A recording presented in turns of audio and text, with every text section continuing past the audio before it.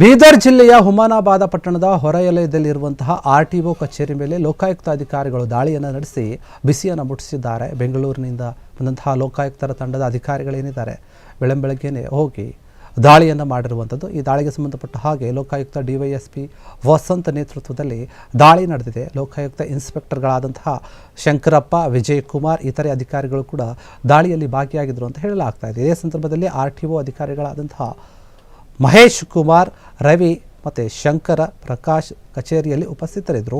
ಬೆಳಗ್ಗೆಯಿಂದಲೂ ಕೂಡ ಅಧಿಕಾರಿಗಳ ತಂಡ ಏನಿದೆ ನಿರಂತರವಾಗಿ ದಾಖಲೆಗಳನ್ನು ಪರಿಶೀಲನೆ ಮಾಡಿ ದಾಳಿಯನ್ನು ನಡೆಸಿ ಸಂಬಂಧಪಟ್ಟಂತಹ ಒಂದು ವಸ್ತುಗಳು, ಡಾಕ್ಯುಮೆಂಟ್ಸ್ಗಳನ್ನು ವಶಕ್ಕೆ ಪಡೆದುಕೊಂಡಿದ್ದಾರೆ.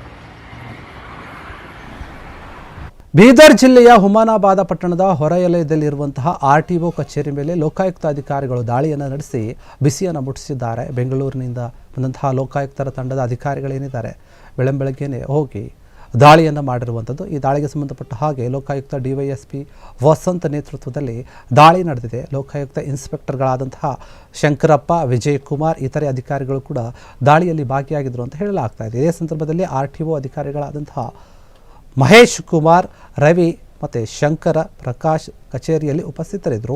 ಬೆಳಗ್ಗೆಯಿಂದಲೂ ಕೂಡ ಅಧಿಕಾರಿಗಳ ತಂಡ ಏನಿದೆ ನಿರಂತರವಾಗಿ ದಾಖಲೆಗಳನ್ನು ಪರಿಶೀಲನೆ ಮಾಡಿ ದಾಳಿಯನ್ನು ನಡೆಸಿ ಸಂಬಂಧಪಟ್ಟಂತಹ ಒಂದು ವಸ್ತುಗಳು, ಡಾಕ್ಯುಮೆಂಟ್ಸ್ಗಳನ್ನು ವಶಕ್ಕೆ ಪಡೆದುಕೊಂಡಿದ್ದಾರೆ.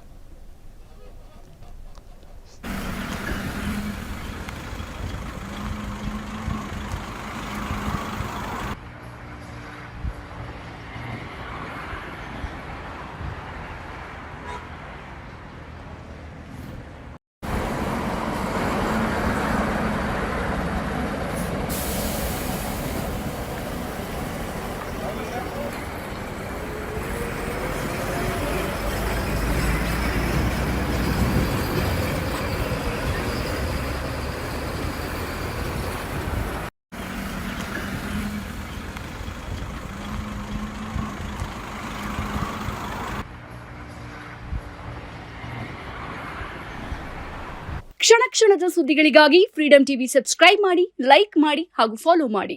ಹೊಸ ಸುದ್ದಿಗಳ ನೋಟಿಫಿಕೇಶನ್ಗಾಗಿ ಬೆಲ್ ಐಕಾನ್ ಮೇಲೆ ಕ್ಲಿಕ್ ಮಾಡಿ.